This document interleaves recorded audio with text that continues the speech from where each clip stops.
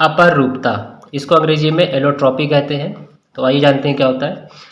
एक रासायनिक तत्व का दो या दो से ज़्यादा रूपों में मिलना अपर रूपता कहलाता है। इसको आप ऐसे समझिए कि कोई आदमी है और वो जो है अपना रूप बदल लेता है, मतलब शाम टाइम पे वो लड़की बन जाता है, लड़के जैसे कपड़े पहन लेता है, पूरा रूप बदल लेता है, लेकिन है वो आदमी। तो उसी को हम कहेंगे कि वो क्या है, अपर रूपता फॉर्म में है।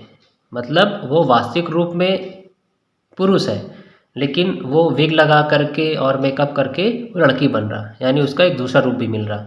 तो उस स्थिति को अपर रूपता कहते हैं। तो वैसे ही कुछ रासायनिक तत्व होते हैं जो दो या दो से ज़्यादा रूपों में मिलने लगते हैं, तो उनको हम अपर रूपता कहते हैं, लेकिन इनके भौतिक गुण भिन्न हो।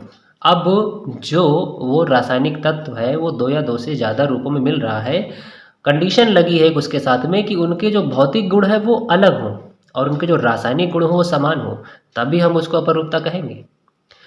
भौतिक और रासायनिक गुण को समझने के लिए आप समझिए कि वही जो आदमी है जो लड़की बन जाता है, तो वो वास्तविक रूप में वो है तो लड़का। अब जब लड़का है तो उसके अंदर के जो केमिकल है वो जब लड़की बन गया, वो लड़का जब लड़की बन रहा है, तो उस समय भी उसके अंदर के जो रासायनिक गुण हैं यानी जो हार्मोन्स हैं वो लड़के वाले ही हैं उसके अंदर। वो जब लड़का बना हुआ है तब तो उसके अंदर वही रासायनिक गुण है, समान है, और जब वही लड़की बन रहा है तब भी उसके अंदर वही हार्मोन्स हैं लड़के वाले, तो रासायनिक गुण यानी समान है। अब भौतिक गुण कैसे भिन्न है, तो वो है लड़का एक समय लड़का बन के रह रहा है, एक समय लड़की, यानी देखने वो एक समय लड़का जैसा लग रहा है, और एक समय जब लड़की बन जाता है तो देखने में वो लड़की लग रहा है। तो उसके भौतिक गुण जो बाहर से दिखाई दे रहे हैं वो अलग अलग है, और जो उसके अंदर के जो रासायनिक गुण हैं वो समान है। तो ये लड़के में आपने समझा।